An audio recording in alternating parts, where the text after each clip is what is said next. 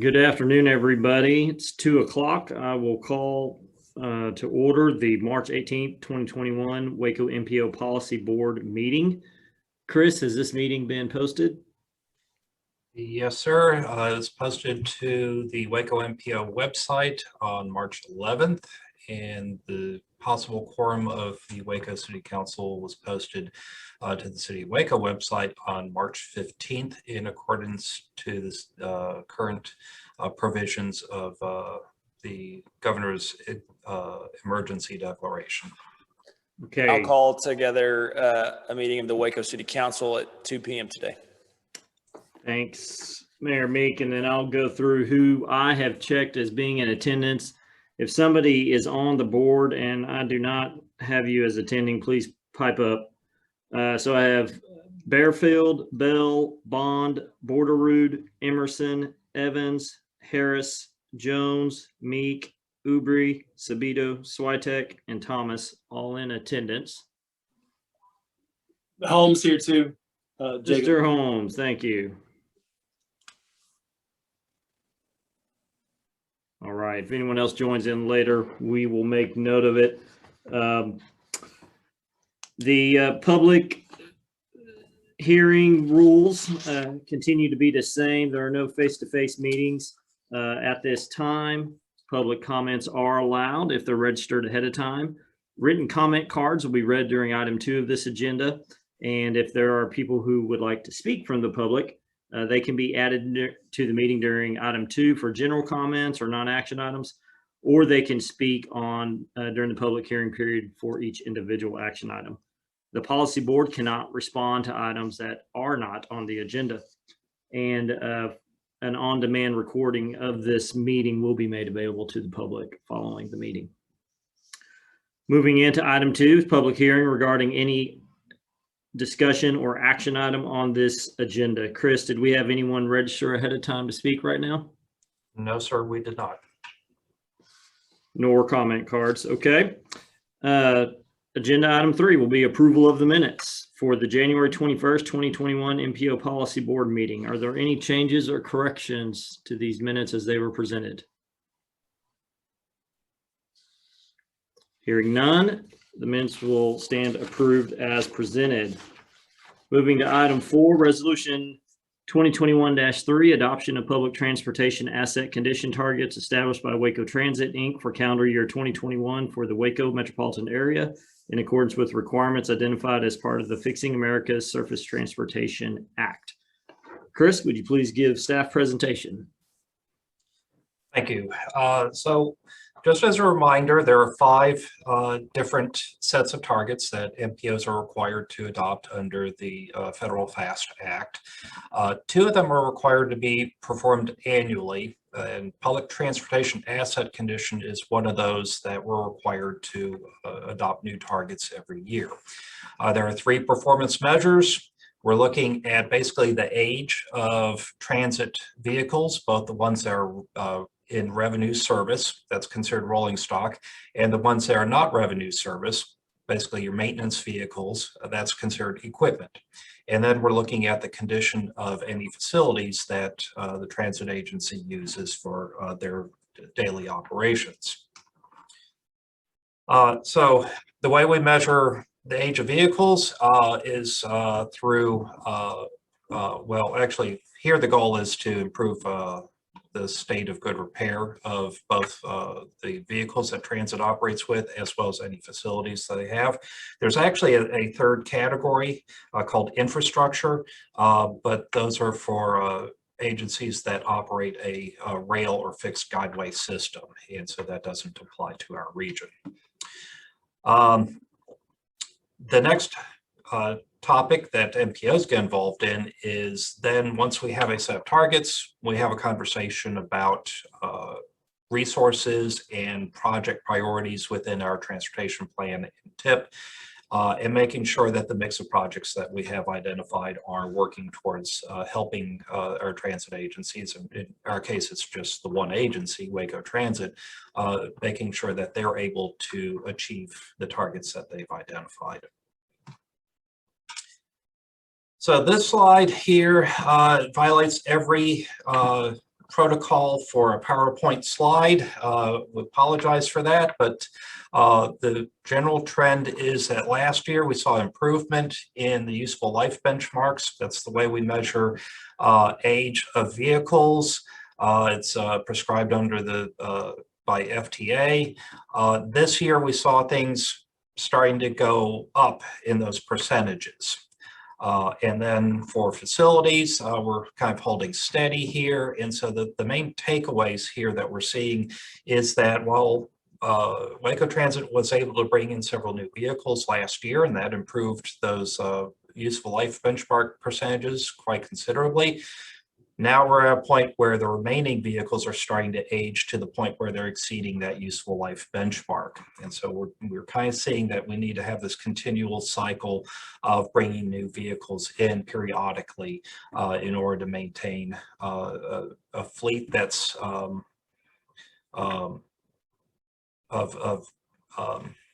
addressing what we need it to in terms of the age of the vehicles.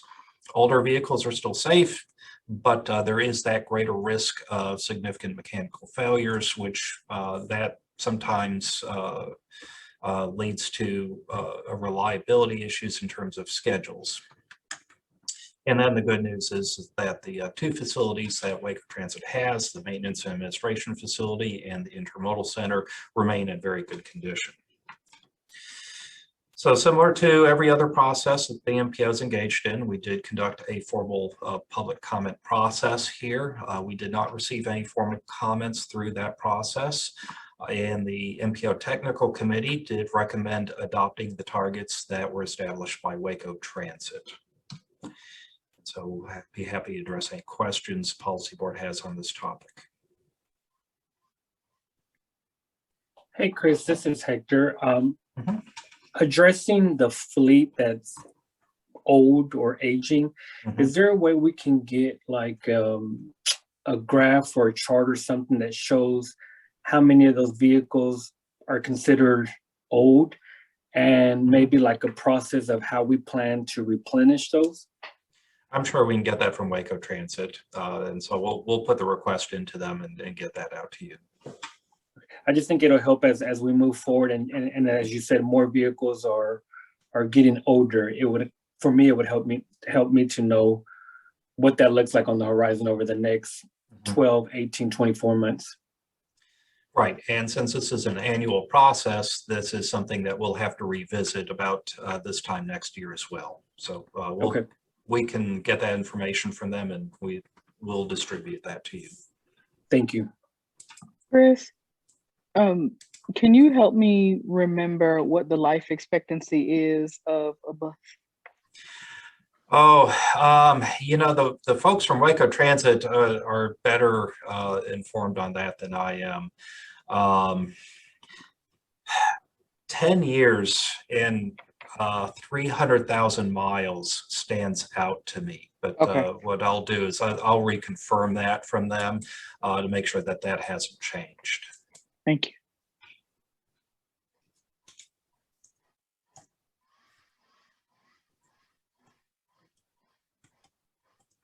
Any other questions for Chris?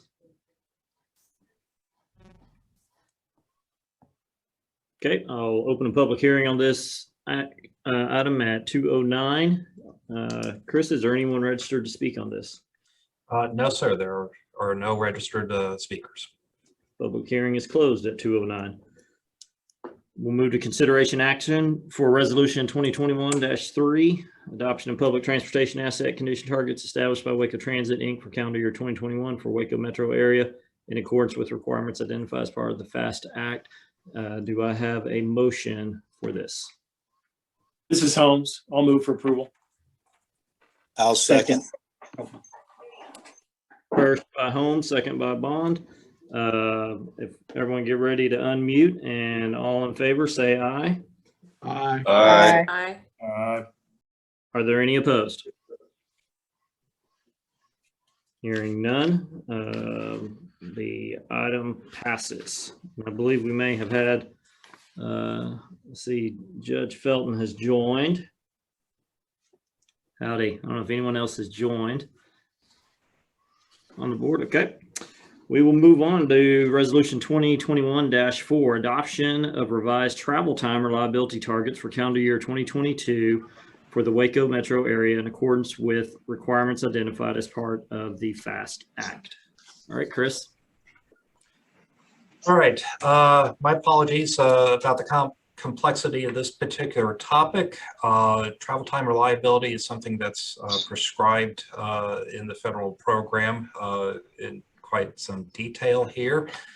But what it's trying to get after is not so much the fact that a person's average travel time to a destination might be 2 minutes longer this year than last year. But the main complaint we hear from folks is, yesterday it took me 20 minutes to get to work, today it took an hour. And so what we're trying to do is get some measurement of the variability in that travel time and how often it may exceed a particular threshold. Travel time reliability is one of the targets that we review every 4 years. But you can do a mid-course correction if trend lines are progressing in a different direction than what you initially anticipated. This is also only looking at the national highway system, which includes both the interstate system and the freeway and principal arterials within the region.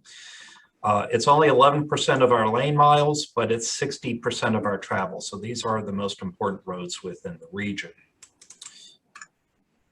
And we last looked at this back in 2018, and the reason we're bringing this back to you is that there are some changes and trends from what the data was suggesting when we last looked at this. And just as a reminder, this is a map showing that national highway system. We have only the one interstate highway, that's I-35, but the remaining roads in red constitutes the remainder of that system, and it is a small subset of the total roadway miles in our region. So there are actually 3 targets here, but 2 of them are related. And so we've lumped those 2 together here. And what we're looking at is reliable travel for all traffic that's using this national highway system. And what we're trying to assess is how much of that travel is occurring at a slower pace than the 80th percentile travel time. And the way that's been described to us is that this is representative of the worst day of a typical month. What we're asked to do, though, is separate this out from, separate out the interstate system from the remainder of the national highway system. And so that's where the 2 separate targets come here. Then for truck travel, this is the 3rd target. It's a little bit different. So we're not looking at a percentage here, and this is prescribed to us under the federal program, but it's a ratio. And we're looking at the ratio of unreliable truck travel to average travel time for trucks. And this is only for the interstate system. And then it's a much more stringent standard than we're looking at for all traffic. This is the 95th percentile travel time that is considered unreliable. And that is best described as approximately the worst day of a typical week. And so this is a pretty stringent standard that we're looking at for trucks. Now, the Texas A&M Transportation Institute helps us with this. They help each MPO. They crunch the numbers. They give us some recommendations, which is very helpful for this process. Unfortunately, the data set that we're required to use changed in 2017. And that data set, unfortunately, gave us some, I'll call it, curious results. For instance, I-35 was considered 100% reliable in 2017, including the section that was in Temple, which, if you remember 4 years ago, was still torn up and under significant construction at that time. And I think all of us were scratching our heads about that.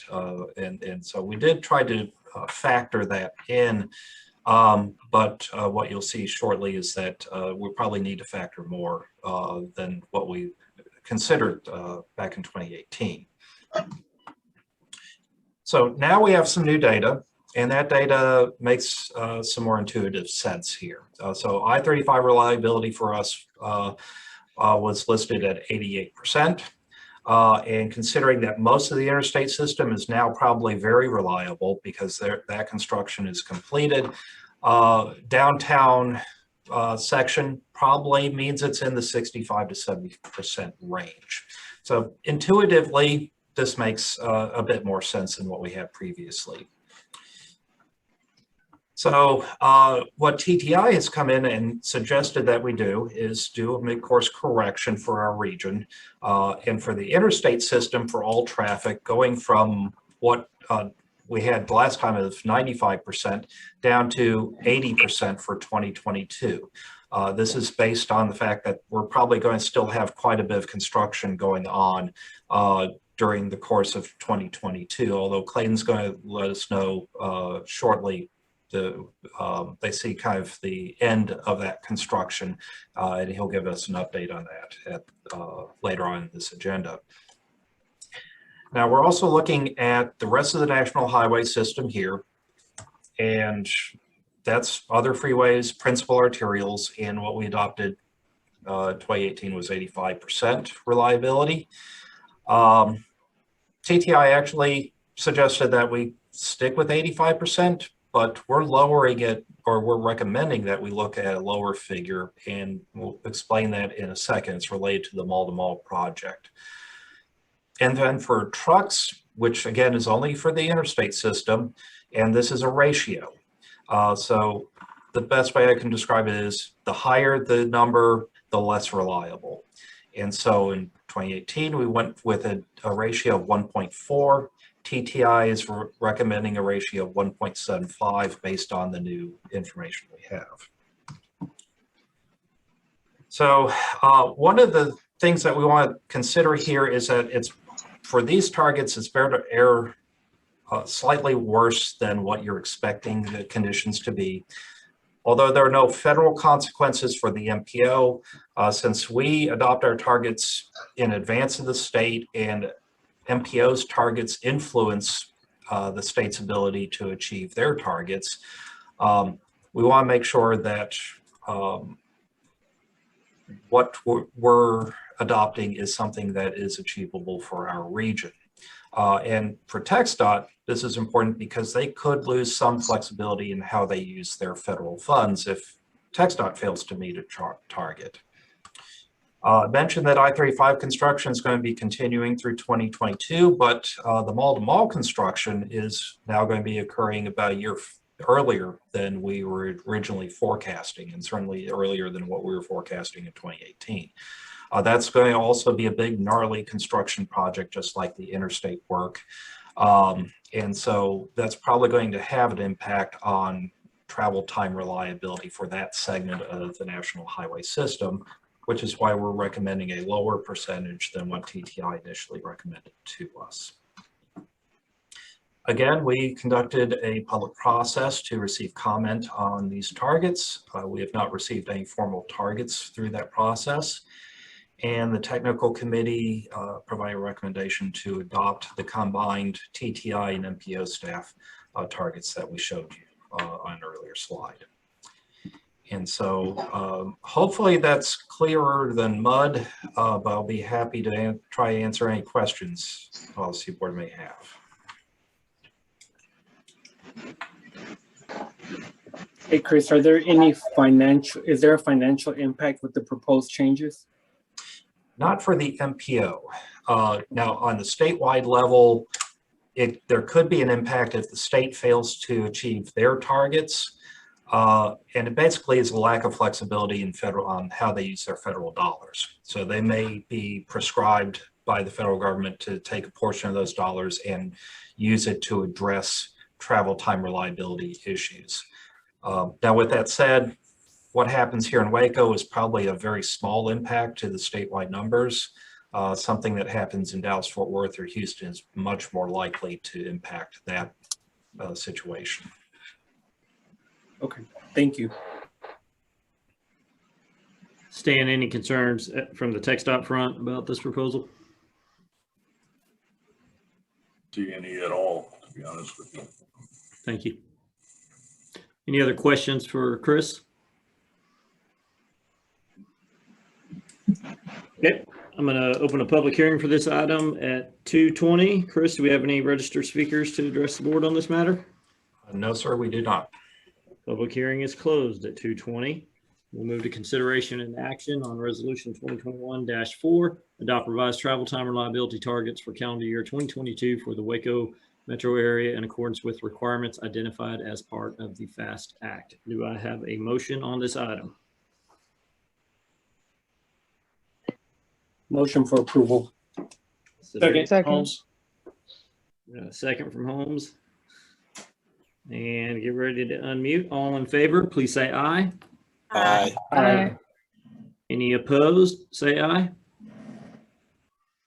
There are none. That resolution passes. We will move to resolution 2021-5.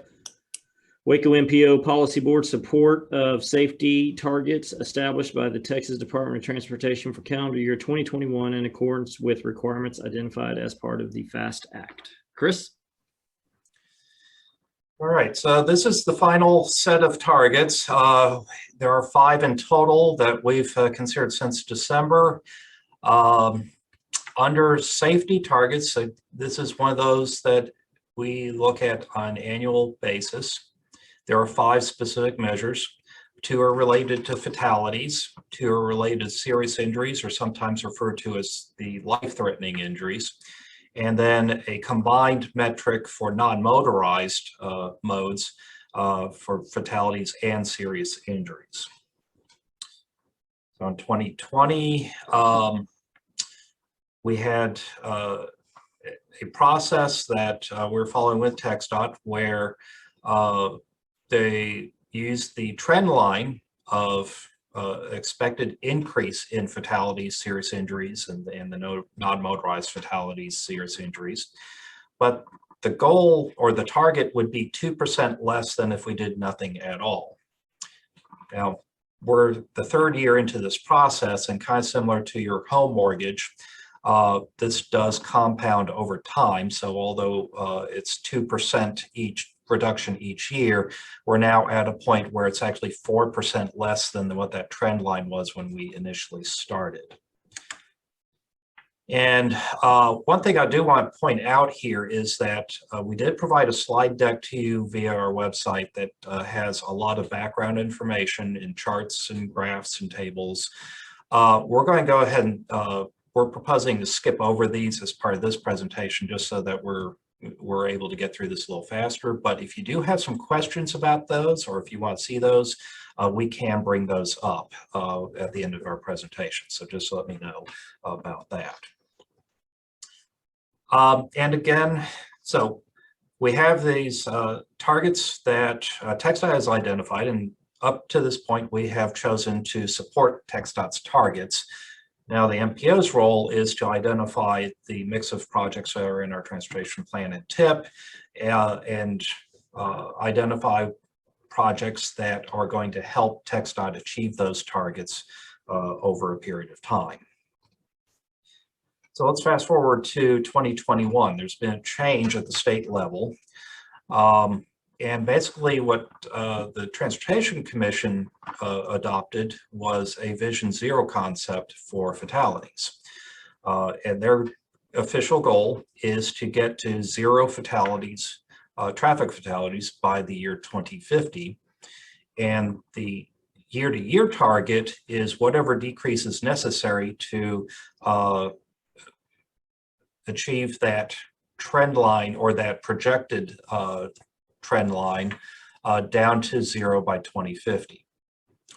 So for the year 2021, this year's fatality target is 684 fatalities fewer than what we actually observed in 2020.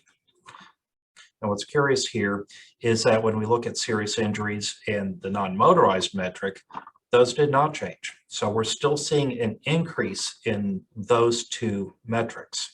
And so what that put us in a position is asking a couple of really important questions. So first of all, if we're supposed to be moving towards 0 fatalities by 2050, then shouldn't we also be moving towards 0 serious injuries by 2050? And likewise, shouldn't we also be moving towards a 0 figure for the non-motorized metric as well? And then, of course, if we're going to move in that direction, now we've got to ask the question, well, what do we need to be doing to actually achieve those targets by 2050? And what is the MPO's role in all of this? And so there's a lot here that we're still trying to figure out here, and our counterparts across the state are also trying to figure out. And we had a pretty robust conversation on this topic at our State MPO Association meeting last week. So where does that put us right now? So this is a chart on fatalities, and by the way, this is exactly the same for the other metrics. We're averaging about 36 fatalities a year for the last 5 years. If we look at the trend line methodology, which is what we had previously been using, and compare it to a Vision Zero trend line, not much of a change for 1 year. I mean, this is 1 year into a 30-year goal. Doesn't take us very long before those two trend lines diverge very significantly. So 4 years from now, in the year 2025, under the old methodology, we would have a target of 42 fatalities for McLean County. Under Vision Zero, we're down to 29. So we have to at least consider the concept of a Vision Zero target for fatalities. We did do an analysis of fatal crashes within our region to kind of at least give us and you, the policy board, a little bit of information about what are some of the factors that are common for fatal crashes within our region, and at least begin this conversation about what it is we need to be focusing our efforts on to try to reduce these numbers.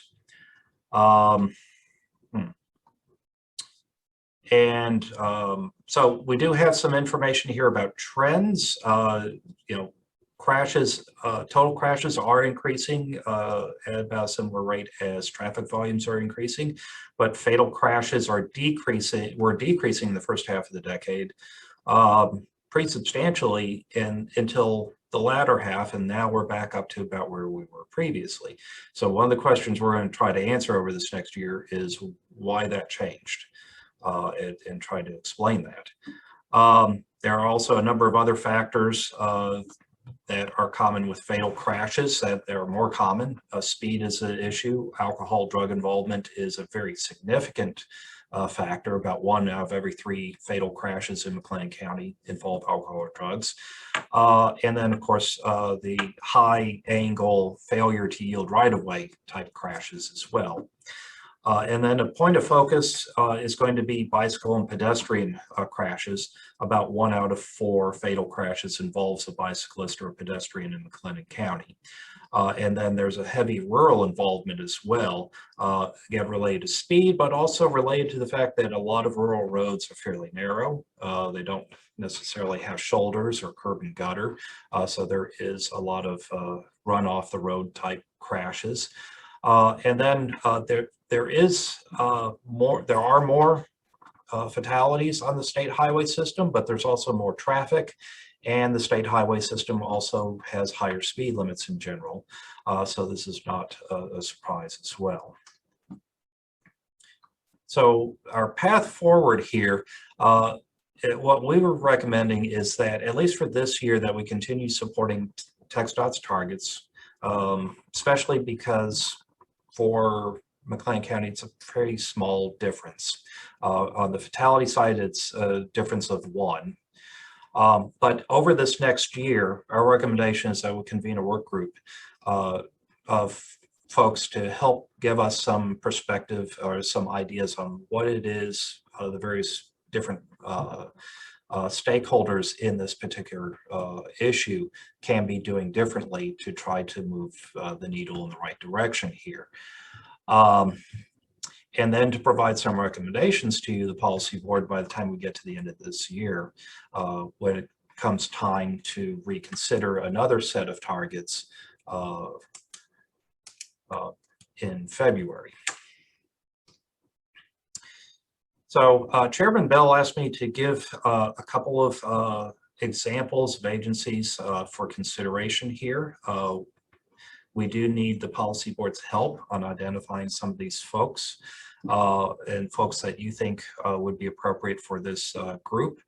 We do have some of the traditional MPO stakeholders, so TxDOT needs to be involved, but also our traffic engineers and public works folks with our cities and county and McLean County. But we also have some law enforcement folks who are already involved in our process. We have a representative from Waco PD that works with our bicycle pedestrian work group. And we have the police chief from Lorena who sits on our technical committee. But we'd also like to involve DPS, the Sheriff's Department, and probably someone from either Baylor or TSTC, their police departments as well. But where we really need help is on the driver education front. We know that some of the school districts have folks, but we do need some help from the policy board identifying folks that you think would be appropriate from that area. Also, folks from the insurance industry, they have a vested interest in this particular topic, and they've done a lot of research and on this particular topic on how to at least drive their claims performance in the right direction. And we also have a very good relationship with the Texas A&M Transportation Institute. They've obviously done a lot of research on this particular topic as well. And we'd like to bring a group of names to you for your concurrence before they begin their work, hopefully towards the end of April or maybe the beginning of May. Chris, are you looking for some feedback on some of those potential people right now or following up after this meeting possibly? I think either way is fine. And so regarding the targets themselves, which of course is to support TxDOT's targets for another year, we did also conduct a public process with this effort. Similar to the other targets, we did not receive any formal comments. And the MPO Technical Committee did have quite a bit of conversation, especially on the Vision Zero concept, but they did recommend supporting TxDOT's targets and putting together the safety work group to provide some recommendations for next year. And so I'll be happy to address any questions or conversation that the board may have at this time.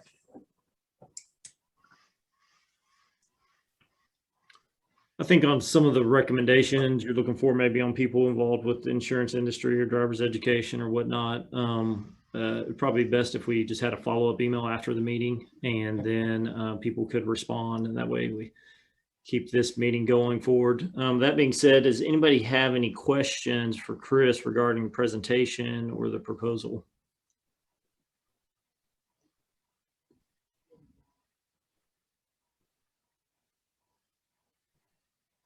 I recognize that it's a tough issue because obviously we all want to say we want 0 fatalities, but then there's a reality that we deal with every day. And so how do you balance those out? So I look forward to what this work group discovers over the next year. I also look forward to the continuing conversations with various MPOs across the state and TxDOT. So I imagine that there'll be a lot more information and discussion material a year from now when we're revisiting this. Okay, if there are no questions, then we will open public hearing on this item at 2:34. Chris, were there any registered speakers? No, sir, there were not. We will close the public hearing at 2:34. So we'll move to consideration and action. We're looking for a motion on this. I move. Oh, ready. We got a motion from Felton on this one to approve as was presented. And do we have a second? Bearfield second. Bearfield second. Get ready to unmute. All in favor, please say aye. Aye. Aye. Are there any opposed?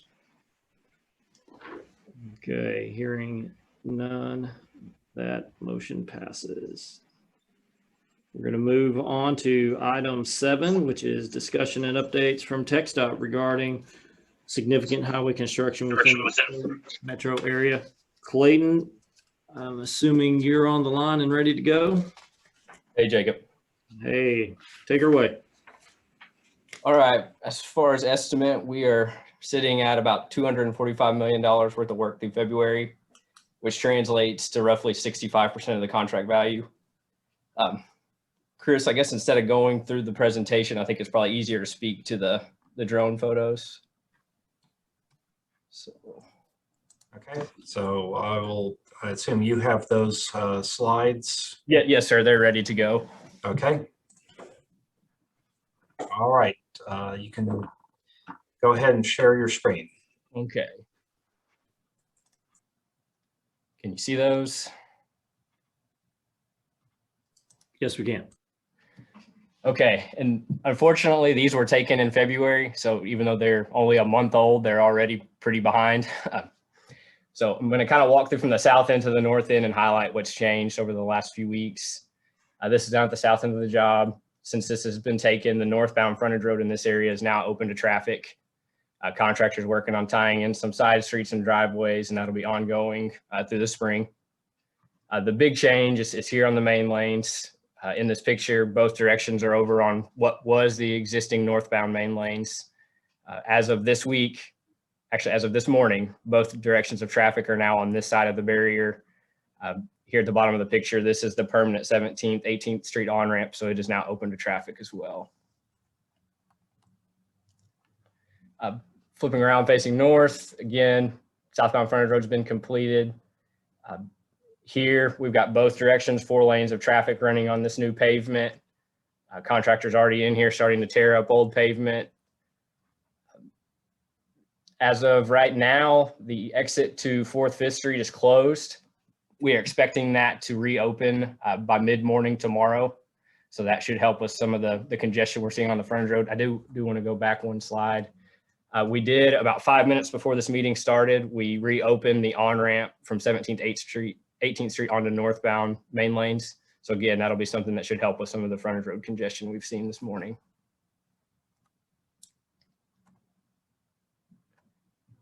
All right, again, this frontage road now open to traffic all the way up to the 4th, 5th Street intersection. These lanes are no longer occupied and they're now running on this completed pavement. The permanent on-ramp from 4th, 5th Street is now open. You can see at the bottom here, 9th Street. We had to work through a final utility issue. That should be solved now. We're hoping to get in here, start work relatively soon, and later this spring have 9th Street reopen. 8th Street, we've got a plan in place to hopefully get it opened up at least temporarily in the next few weeks. All right, just another view of the main lanes. Again, both directions of traffic are up on these new bridges. This frontage road is open to traffic.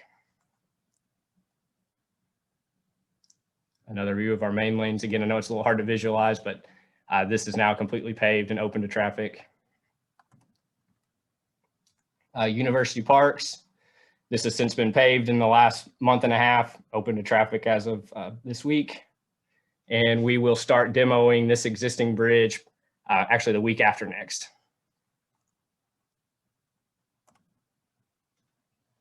Shot over the river. Again, traffic's completely on this side. This bridge will actually start being demolished starting Monday. So you'll see a lot of activity there. Let's see. Moving back to the north at the railroad.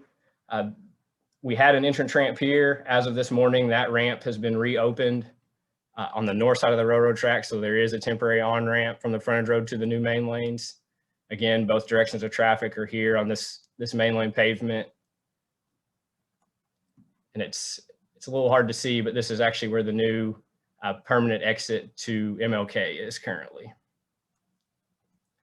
And an update on the northbound frontage road, this Forest Street area is tentatively on the schedule to be paved the first part of April. So hopefully by late April, early May, we'll have a full frontage road connection on the northbound side.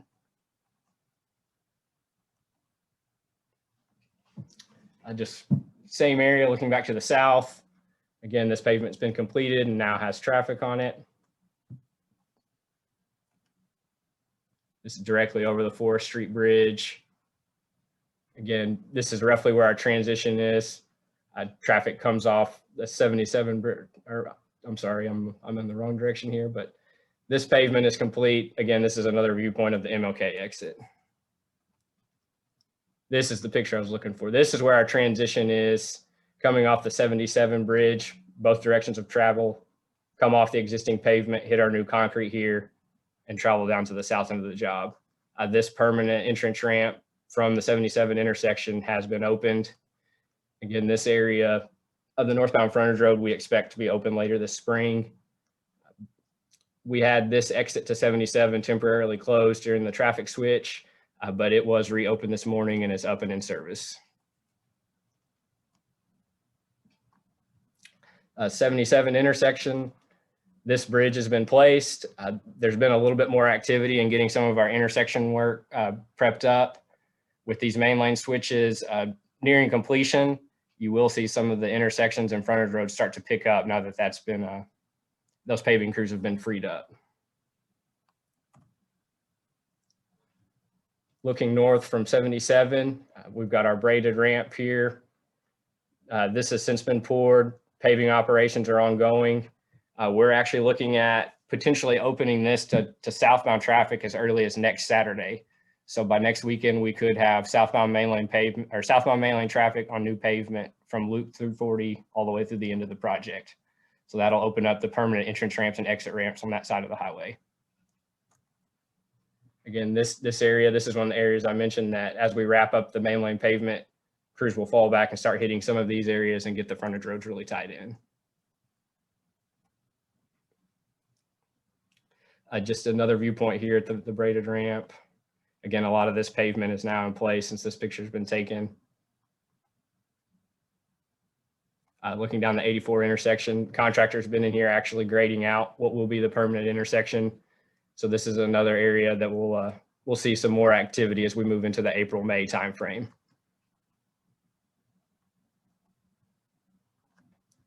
Again, looking north, contractor's gotten a lot of this dirt work completed, actually has concrete pavement on most of it. This was the temporary exit to 84. It's been relocated here to the permanent ramp since this picture was taken. This area here has been paved and should be occupied hopefully within the next 2 weeks. Just another viewpoint from the Barron Circle intersection looking back towards US 84. This is looking at the Barron Circle intersection. All of this has been concrete paved since this picture was taken. Paving operations are ongoing here and down this ramp to get it tied in. And again, these will open up with our traffic switch we're looking at here in a couple weeks. This is just from the very north end of the job looking south. Again, the majority of this area has been paved. This ramp is nearly paved. Southbound frontage road is complete. Contractor's been in Barron Circle actually getting the north half of this intersection prepped for paving. So again, another area that'll see some activity in the April-May timeframe. Again, since this picture was taken, these leave outs have been paved. This ramp has actually been relocated to allow the contractor to tie in this gap you see here. So again, it's ready to take traffic here in a couple weeks. And with that, Chris, that's the last slide I've got. I'm hopeful to have some more updated pictures now that we've gotten both directions moved over in the next couple weeks. And by the time we meet in April, should have some interesting visuals of the project. I guess with that, any questions? So it seems like project completion has got to still be on schedule based on the volume of work that has occurred in the past couple months. Yes, we're still definitely looking at a late 2022 substantial completion date. This is Holmes. Jacob, if I get one quick question, Clayton, did the icy and snow conditions from a few weeks ago, did that slow things down, or have you caught back up, or just can you give us some color on that? It put a halt on a few things for sure during that week. There's not much we can do when you get temperatures like that. You can't pour concrete, you can't pave anything.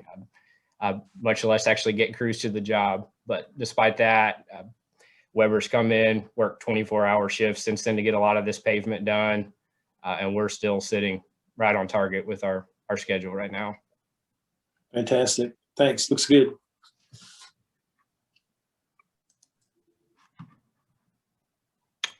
Any other questions for Clayton? Clayton, thanks for the update. We appreciate it. And progress is looking really good. It's exciting to be driving on a lot of new pavement. Chris, we'll go to you for director's report, item 8 on the agenda.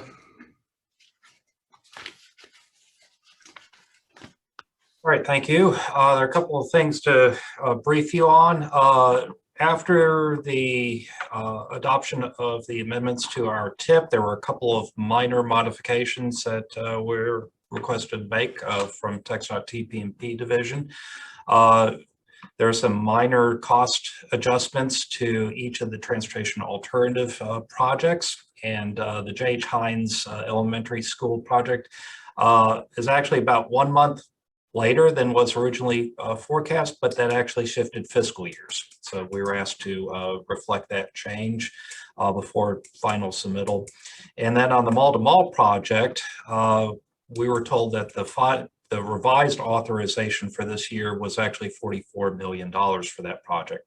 Doesn't change the construction cost, doesn't change the construction time. It could have an impact on the construction incentive that the district wants to provide for that project. But since then, we also had a stimulus package that was approved by Congress that did include dollars to each of the state DOTs for highway funding.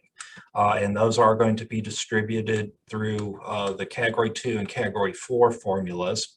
Not a lot of money for us, but probably enough to bring back in that $2.5 million for the incentive package. So at the end of the day, it's all going to end up being a wash. But we wanted to bring you up to speed on those last minute adjustments that we were asked to make.